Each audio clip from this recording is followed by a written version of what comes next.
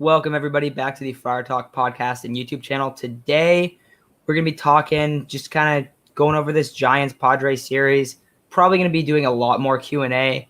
As you can see, we've already posted about this. Padres legend Jake Arrieta has been released. Such a tragedy. Such a great time in San Diego with that 10-7 ERA of his. And Javi Guerra is back, a familiar face from 2020. I liked Javi Guerra. I thought he had good stuff. He was all over the place. I don't know. What do you think about him being back, though?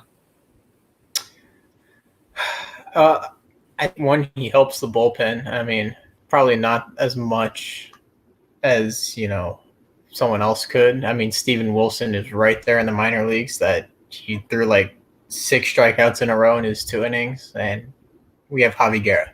I mean, now we have a flamethrower, a legit flamethrower. He has some crazy movement on his ball. Hopefully his slider, fools a lot more people than it did last time. Hopefully he's not crazy across the plate. I guess I'm not too optimistic about it, but I'm really hoping that, he comes in and he's just an absolute unit on the mound and just goes crazy, because he throws a crazy 2-seamer, hard as hell, and his slider looks pretty good.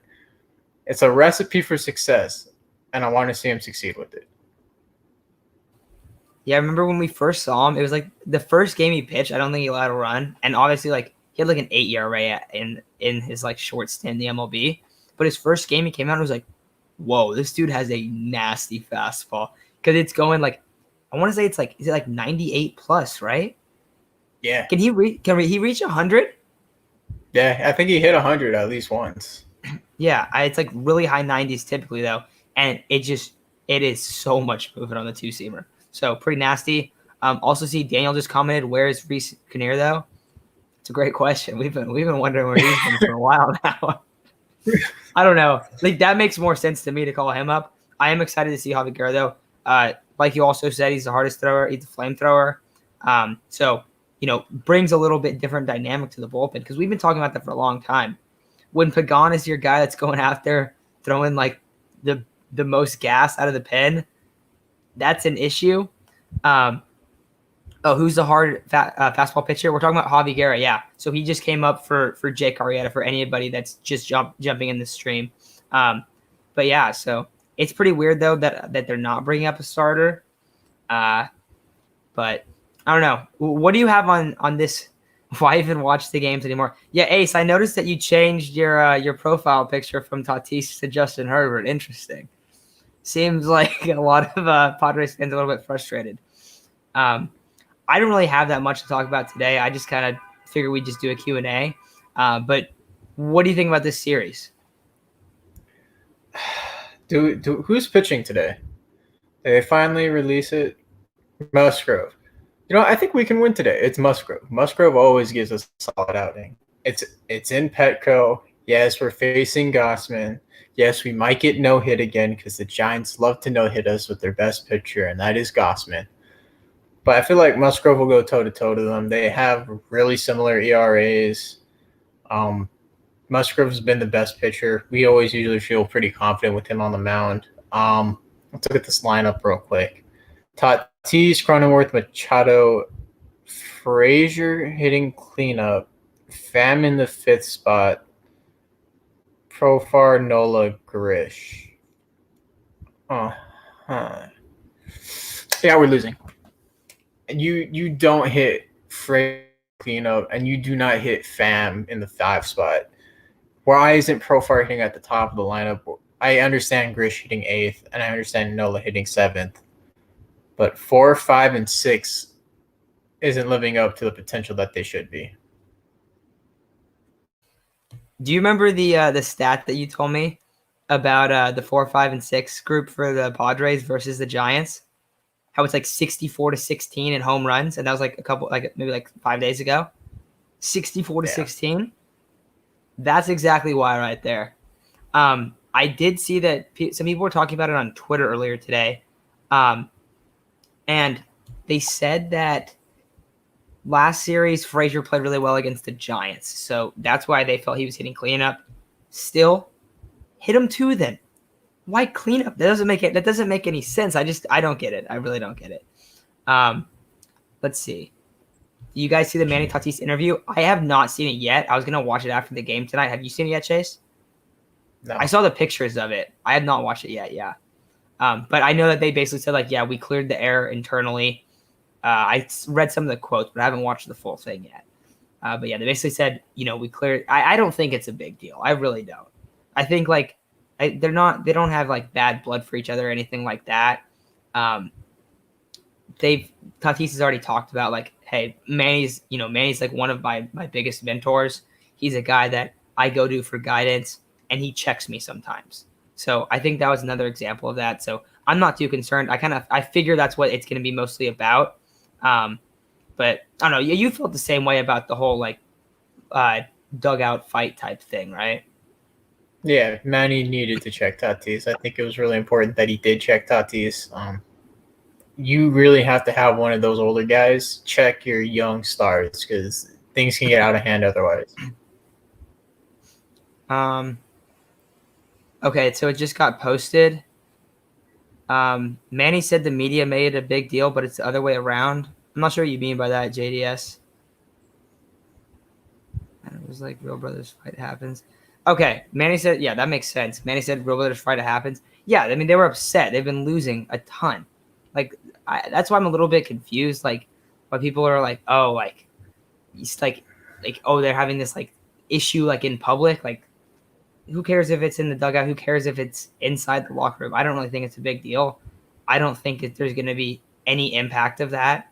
Now, there was an impact from it, though, is that the article got released. That was the episode we posted earlier today. Basically, that article, you can listen to the episode. It's like 25 minutes, but there's a few articles actually. One of them came out by Kevin Acee. One of them was from Dennis Lin, I want to say, and they were just talking about basically the Padres internal problems, and there was a lot to go throughout that article. Some of it was kind of like felt like it was kind of random, but I don't know. The most Padre thing ever is to go 13-0 during this stretch and just miss the playoffs because that stretch, and still miss the playoffs, but because of that stretch. Jace says. We were just talking about this the other day. Do you remember that? It wasn't on air, but we were like, watch them just go and like rip off 15 real quick and just make it the playoffs. But yeah, that is definitely the most Padre thing. You missed by one game after winning 10 in a row to end the year. Yeah, that would be it. Still think we have a shot at the playoffs being down 4 games in the wild card? No. The Cardinals have won 9 in a row. Who do the Cardinals play for the rest of the year? Our schedule is hard as hell for the rest of the year. So right now they're playing Milwaukee and they're winning. Okay, so they have Milwaukee this series. They're playing Chicago, Milwaukee, Chicago. They have 6 easy games and the Brewers.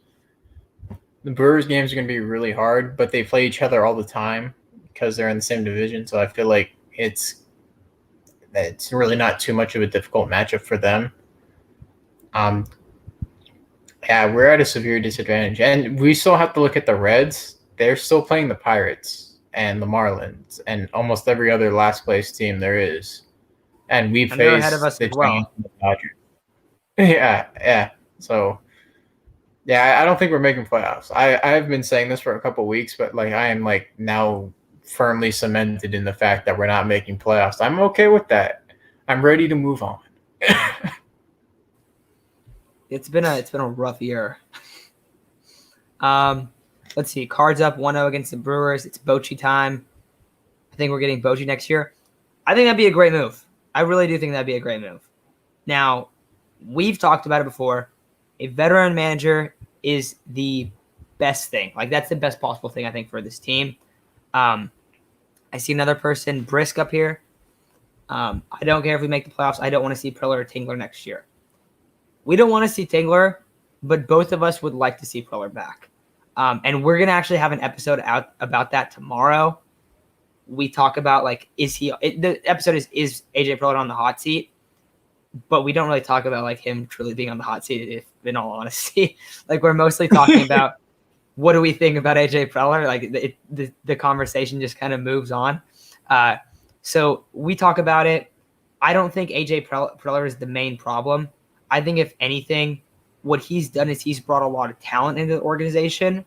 Now, the next step is building up the coaching staff, improving the developmental part of the organization. And doing that will in turn help this team so much more. Where if you fire AJ Preller, you might go back to what the Padres had been for 20 years before AJ Preller, or 15 years before AJ Preller. And that was a team that consistently didn't have very talented rosters and consistently didn't have a very talented farm system. So he's brought so much just talent into it that I would like to see him. Chase, you feel the same way, right? Yeah, 100%. Preller isn't the main problem right now. I wouldn't even say Tingler's the main problem. He is a significant problem, but I wouldn't say the main one. Like we keep saying, we don't have enough hitting coaches. We don't have pitching coaches. We can't develop people in the minor leagues. You saw that they released the director of the farm system, so maybe that's a step in the right direction. They need to hire a new pitching coach. Actually, I wouldn't even say a new pitching coach. They need to hire a few new pitching coaches. They may not need to get rid of easily the hitting coach, but they need to hire 3 more guys, at least 3 more. It's a few things, but yeah, I want to see Preller continue on with the Padres. At least, if not a GM, he needs to be on the scouting team with significant impact on trades and the draft. All right, let's talk about Bochy a little bit. I don't think we've talked about Bruce Bochy too much. This sounds amazing. I love this idea, Daniel. I think maybe not Bochy. I see someone said Buck Showalter. I don't know if that's the move, but I think a veteran manager is what we've been asking for. So I do hope that's the case.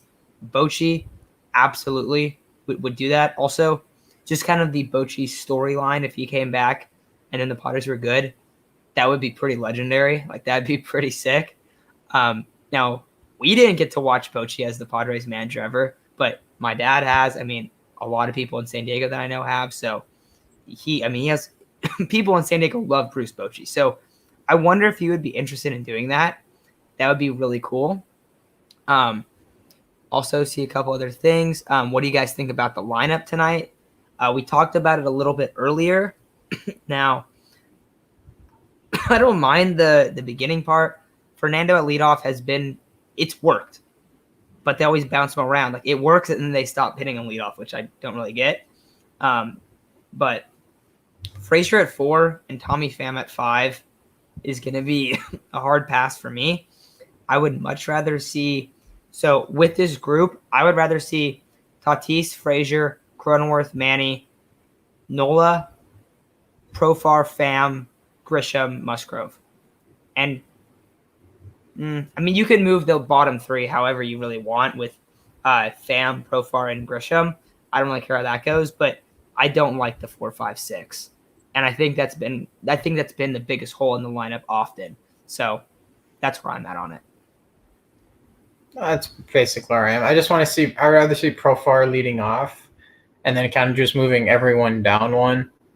I really don't like Pham batting 5. I'd probably switch him with Grish. I think Grish has a better impact bat if he finally breaks out of this slump that he's in. So I'd much rather have Pham batting 8. Then again, if I had the lineup my way, Pham would be batting 9, pitcher would be batting 8, Grish would be batting 7. But you know what? Padres just don't like hitting pitchers 8. I don't know if you see this, but Voldemort. No. What are you doing, man? No. We're not bringing. No, we don't need Rothschild. Rothschild. Weird. No. I'd rather hire a toddler for a pitching coach than Rothschild. This is a big worry, I think, too. We talked about it when we were talking about AJ Preller. Andy Green and Jace Tingler, the two like red flags about that are like, oh, there's not much experience. And then in turn, like, obviously with Andy Green, there was a lack of respect from many players. The biggest one being Will Myers. And if you guys didn't know this, I feel like pretty much everyone knows this, but Will Myers got caught on PlayStation Network, I think it was, playing Fortnite, basically bashing Andy Green. So that was hilarious. But yeah, I think you got to go with the veteran manager for sure. Padres, let's see. Yes, 100%. I think this is our. Is this what is like the biggest thing on your wish list? Yeah. Really need to see more hitting coaches. That, and if not, if they just kind of rehaul the entire pitching coaches for the minor league system, just in general, they just hired better coaches for the pitching coaches across the minor league system, so we can see like some really good development. That would be my second biggest thing. Let's see what else we got here. Bat Nola fifth. His runners and scoring position numbers are so insane, it's unreal. 100% agree with that. Love when Nola's hitting fifth. Tommy Pham hitting 3, 4, or hitting really 4 or 5 is like criminal. Why would you ever hit top? He is, if this is still the case, I think it is. At one point, he was the lowest graded, like the lowest like numbers with guys in scoring position or just guys on in general. And he's hitting like 4 and 5, like 65% of the time. That's what it feels like. I just, I don't get it. Let's see. Yes, Will Myers was talking. Yes, he was on for talking crazy. It was hilarious. It is amazing. And he doesn't know. And then he doesn't know, and he's like, it was bad. He was talking about how like Andy Green was making him take extra reps at third base at the end of the season when they've already lost or eliminated from playoff contention. Like, bro, it's September, take a break and stuff. And then his friend's like, I'm live, and you just hear the I gotta go, guys. He knew he was screwed after that. It's amazing. I bet you could still find it. I bet if you looked up like Will Myers talking about Andy Green on Fortnite, you could definitely find it. Nola has a 467 average with runners in scoring position. Did you know that? I did not know that. Makes sense. I didn't know that. It does. And guess where he's hitting? In a place where he won't get with a lot of runners in scoring position because one, Frazier can't hit the ball out of the infield, and Tommy Pham can't hit outside of the cleanup or the off spot. It's really weird how Pham does not put up anything outside of the leadoff. I would say, hey, maybe you should put him at leadoff then, but I don't know. Okay, this is another good question. Chase, I'll let you start with this because you've been banging the table for Ron Washington for like 4 years. Ozzie Guillen. I still probably prefer Ron Washington. I just like what he does with a lot of the infield guys. Especially if you want Tatis back at shortstop, I think a guy like Ron Washington who really hammers the fundamentals into guys like Swanson and Albius. You look at that infield, they don't make a lot of errors. They're really solid defensively in the infield, and I feel like Ron Washington attributes a lot to that.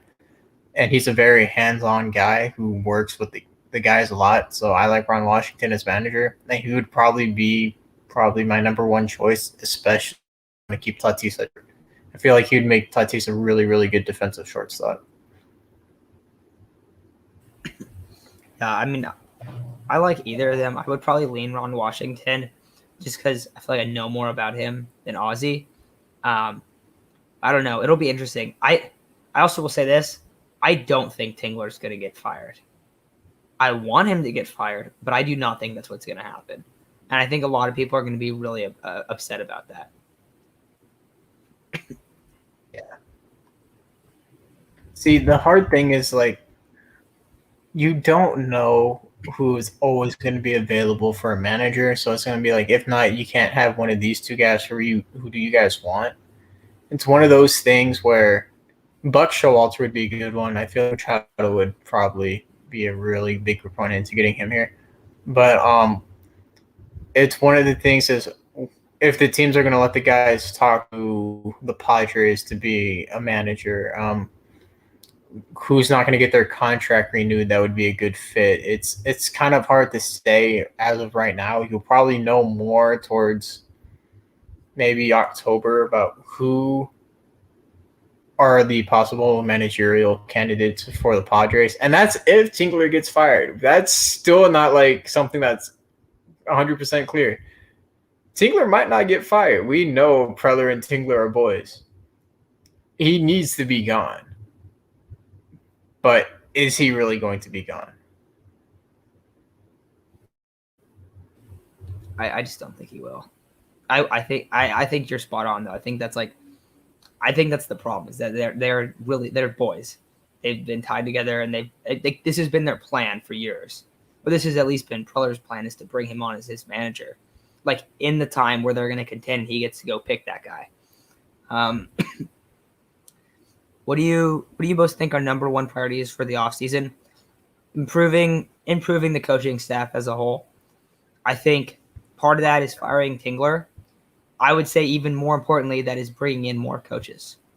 Like even if they didn't fire Tingler and they said, hey, instead of firing Tingler, we went out and we spent $10 million and we completely revamped this coaching staff, and Tingler might still be here, but now there's 5 hitting coaches on the MLB team, and there's 5 pitching coaches up there, and then you go into the developmental coaches and you get a lot of different guys in there. Maybe Darren Balsley comes back. You start bringing in different people, not necessarily familiar faces, but a lot more quality coaches. I think that is the biggest thing to me. What about you? Is it same type of deal? Same thing. I'd still want to see Tingler run. I want to see a revamped coaching staff in general. I don't think Tingler's the guy that's going to take the helm of the ship and make us go to the World Series. I don't think he's that guy. What? Where was it? Oh, what do you think about this? Think you like Starling Marte? He would be replaced. It depends on his contract. Well, he signed a 2-year deal, didn't he? I think he's stuck on the A's next season. If I'm wrong, yeah, I would love it, but he might ask for some money that the Padres don't have to spend if they have Eric Hosmer at first base. If they trade Eric Hosmer away, bring in Starling Marte. I love that man. Yeah, he's having a great year. Damn, dude, he has great numbers. He hit 3. He's hitting 318 with the Athletics. I mean, he's a great defender. Yeah, Quan says he likes Ketel Marte better. I mean, yeah, Ketel's a beast, dude. Ketel's a monster. Let's see. People are talking about the bullpen a lot. I definitely think they're going to go after a bullpen piece. I mean, they have to go after bullpen pieces. Here's like you have a fully healthy bullpen on the IL right now.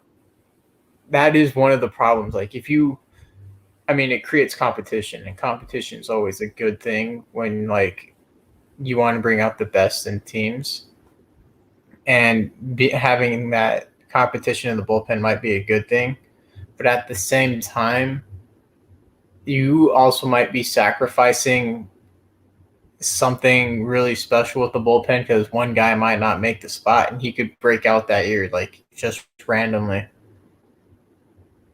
Yeah, that's really sad. And no, we are not DFing Lamet. Don't ever speak on such a thing. Lamet will be the best bullpen piece there is. It just takes time. He will be fine. Wait, here's another thing about the bullpen. I don't think Morejon is going to be a starter. So that's one guy you can add to the bullpen that's going to be absolutely nasty. You're going to have Lamet back there. You're going to have Jose Castillo back. It's going to be fine. Dude, Morejon, we had talked about this too. Don't stop starting Morejon. Put him in the bullpen. What's the number? It's like when he hits like 80 innings, it's like, 60, elbow 60 injury. to 80 innings. 60 is like the minimum. 60 is right around where it usually starts to have problems, and you can probably get him to 70, but then he usually gets shut down right after that. I've been calling for that for a minute. I knew it was going to happen this season. I didn't think it was going to happen as quick as it did, though. I thought they were going to put him in the bullpen. I was like, if he can stay healthy, yeah, make him a starter, but I don't think he's going to last that long. Let's see what else we got here. say put Paddock in the bullpen, I think Paddock's made some serious improvements. I think he has made, and like I don't know how much the numbers are showing it, but when he once again, it takes time to to keep building upon like your performance. But his curveball looks a lot better. I felt like his changeup actually kind of took a step back this year, but for him, I think that's the easiest pitch to kind of put back. I mean, that was his dominant pitch coming out, so I think expecting him to improve his changeup, and since he's kept his fastball up, and that his curveball looks good. In 2020, his curveball looked like I was out there trying to throw a curveball. Like that's how bad it looked at the time. It was terrible. Like, and now it's a legit pitch. Like he strikes guys out with it. It looks amazing. A lot of people are talking about Raisel Iglesias. That dude is a monster. Do you think there's a chance he's gonna make money? I think so one of my good friends is an Angels fan, and he's pretty big on Angels Twitter actually. He pounds the table to re-sign Raisel Iglesias. I swear, like a few times a week. So I know that he's a beast. I don't know. What do you think about Raisel Iglesias, Chase? I don't think we need things. I don't think we need anybody in the pitching staff. You can't spend money here. This is the part where a great team doesn't need to make that free agent splash to make their team better. We have a lot of guys on IL that when they come back, if they don't have any setbacks, they rehab properly, they're going to be the best bullpen in baseball. They're going to have the best starting rotation in baseball. And one of the things that they might not need to implement is a 6-man rotation. You need to keep these guys healthy. We saw it this year. Our starting rotation eviscerated. Our bullpen eviscerated. You need to throw these guys into 6-man rotations so that they get that extra day of rest. I don't care if that guy is like, I do really good off 4 days rest, 5 days rest. You're getting that extra day because all these other guys, we can't have them dropping like flies like they did this season. And I still don't know why the Padres didn't implement a 6-man rotation at the beginning of the year. You had the guys to do it, and you probably would have avoided some major injuries if that was implemented at the beginning of the season. Yeah, also people are talking about Darvish going to the bullpen. Also people are talking about trading Darvish as well. I don't see how you can do it. Darvish is there's okay. I think this is kind of something that I feel like it gets shocking. Like, and it's not always the case. I'll give an example. It's not going to be the MLB, but it's going to be in the NFL. But two guys on the Padres that I think are untradeable are Hosmer and maybe not untradeable, but like you have to give up a lot to get rid of them. It would be Hosmer and Darvish. Not because Darvish is super bad or anything, but just because he's had a lot of injury issues and he's making like well over $20 million, I believe, for at least like 2 more years. So I don't think that's the case. I also do not think that he's going to get moved into the bullpen. I don't think that'll happen. Here we go. What do you think? Darvish, Clevenger, Snell, Musgrove, Paddock, Gore, 6-man rotation. I hate to say this. Don't think it will cut 2022. In that order, I would say no. I think it's a good rotation. I'd probably do a Gore Weathers combination for 6th man. So it's kind of like a bullpen day, but you probably get 2 pitchers out of it at most. I would probably put Musgrove as number 1, Snell at number 2, and then Darvish, Clevenger, Paddock. I think Paddock is a great 4 or 5 guy. I don't think you need to put him in that position where he thinks he has to be the ace again. We saw him really thrive this season coming out of the 4 or 5 spot. Just kind of expectations are tampered. I think it's great. I just don't think Darvish and Clevenger need to be the 1-2. I think Snell and Musgrove have proven this year that they will carry the rotation if they have to. Clev is coming off a major injury, so they're going to probably slow him in. So I'd rather have him like in the 4 spot. Yeah, there's a lot of stuff going on in the chat right now. Sorry, I'm just scrolling through it. Bauer got brought up. I would be completely shocked if Bauer ever plays professional baseball again. I would be completely shocked. I highly doubt that will happen. And even if he did, He's too much of a. You're talking about if Tingler stays the manager, he can't already deal with the clubhouse as is. You add a personality like that, it's a recipe for disaster. You don't want Bauer in that clubhouse. Yeah, I don't think that'll work out. No. Gore Lamet, so you have the righty one. I think that would have been a great idea, except I don't think Lamet's gonna be able to go that long anymore. Well, if they limit him, so if you do Gore, and you put Lamet to 2 to 3 innings at most, I think it's okay. But I don't want to see Lamet going more than 3 innings per. If you stack him like that, I don't want him going more than 3 innings. We've seen it. His elbow is very, very delicate. You don't want to injure it again. Guys who probably aren't coming back are Melanson and Pham.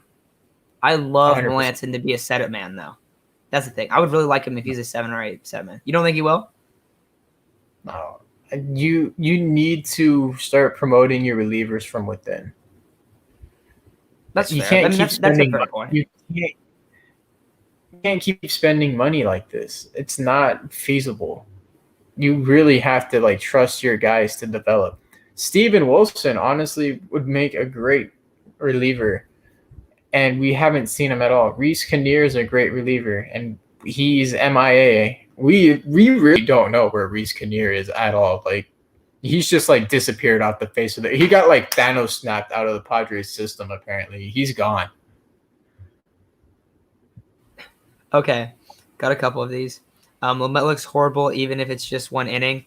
That's because the dude's elbow is completely shot right now. That's why I think he looks bad lately. I also saw earlier people were talking about that he should have got the surgery. Yes, he 100% should have got the surgery. What has this year brought to the Padres with a non-healthy Dinelson Lamet? How many innings has he even thrown? 30? I don't even think it's that much. They definitely whiffed on that. They definitely should have. Well, they mishandled that whole thing. We've been saying for a while, if Lamet gets hurt one more time, you can't make him a starter. You have to put him in the bullpen. What do? Oh, he gets hurt. Okay, you're gonna rehab. You come back as a starter. His first game back as a starter, they try to stretch him out. Oh my God, he got hurt. We just said you already have a bad elbow. You didn't go for the surgery. We have to play this carefully. You got hurt once. Nah, screw it. You're still starting. We're still going to let you throw all these innings. Stop it. You guys are not making smart decisions for your help the player. Oh, my God. I can't even speak. I'm done talking about it. Dude, that's the thing. If I'm Dinelson Lamet's agent, I'm like, what are you doing to my guy? You're just ruining him. That's the biggest thing. I don't know. I feel like they've mishandled it so badly. So let's see what else we got here. We have Kops. Yeah, Kevin Kops. Hopefully future closer. Here's Gassman might be. Robert Gassman's good. He might be. I think this is 100%. This has to happen. Maybe not even letting go of Caratini. You could have 3 catchers on the roster, and if there's a DH, you could also have Campy DH sometime too. Yeah. But if Caratini is the catcher, and he is here next year because he is Darvish's personal catcher, he's only starting 1 game a week. And that's when Darvish pitches. I do not care. Nola calls such a great game. He brings more with the bat. He's just as good defensively. He's faster. He'll throw out just as many guys. Just let Caratini catch Darvish, and that's it. Okay. We got about 1 minute. We have a bunch of stuff. What's up with Grisham? Power and defense have regressed. Ground ball rate skyrocketed. He's had a heel bruise. I also just don't think he's been playing very well too. I think that's just part of it. We've seen how terribly inconsistent the approaches of this team have been. And I think Grisham has been up there as well in terms of he doesn't really swing. I don't know. He has been more. He didn't used to swing and miss ever. Let's see what else we got. What do we do about catchers? Sounds like Tatis is rejecting surgery. Yeah. Yeah, pushing to let the team doctor go. Dude, it's elbow injury after elbow injury. Well, brutal. even then, it's like when Lamet first got his elbow injury, they're like, oh, cool, it's just inflammation. You don't need to get an MRI, though. You're good. Spend the money to make sure this man didn't hurt his elbow to something where he can't continue pitching on it. And so you have a perfectly clear picture on what this injury is. They didn't opt for an MRI. They said, oh, it's just elbow inflammation. You can't mishandle your player's health like that. No, I think it's brutal. Yes, Grisham has swung and missed it pitches up in the zone a lot. Yeah, definitely. Yeah, just want better coaching staff. That's going to be the biggest thing, I think. And you're gonna all off season we're gonna be hammering this stuff home. All right, final question. Ace was removed his profile picture from Fernando Tatis. Ace, I noticed that immediately. Guys, are we going to ever be good? They should be good. There is so much talent on this team, and there are contracts that are going to be expiring right as that talent comes up. And it's very frustrating. This season has been incredibly frustrating. But yes, the Padres should definitely be good. I think this year is and you never know. This could be one of those years where it's like, man, that was so bad, but it fundamentally changed the Padres organization. So that's what we want to see. I could definitely speak for Chase, you and Isaac on this. I know that's our biggest thing. And if that's the case, who knows? Maybe we all look back at it in 5 years and go, man, these now is really bad. Look all what changed from that. Look at how the coaching staff changed. Look at the way that they adopted these different, things. They started doing this thing that the Rays do, this thing that the Giants do, and they started looking at successful organizations, and they fundamentally changed what the San Diego Padres are and how they bring these prospects up and everything like that. So I think that's going to be the biggest thing that's going to kind of determine that. Should they be good? Yes, they should be good. There's so much talent. I saw people talking about CJ Abrams up there earlier. I'm all for bringing CJ. I mean, it's not going to happen. I think he's good enough where he'll be able to start pretty early on, though. Like, I think that, what is it, like a month in where you get the extra year of control? I wouldn't be surprised if he came out and did that. So, I don't know. I hope that this talent, I hope it works out. We've seen that Fernando is very frustrated. Let's not do that. Can we not do that? Can we keep Fernando Tatis happy? I would much rather that be the case.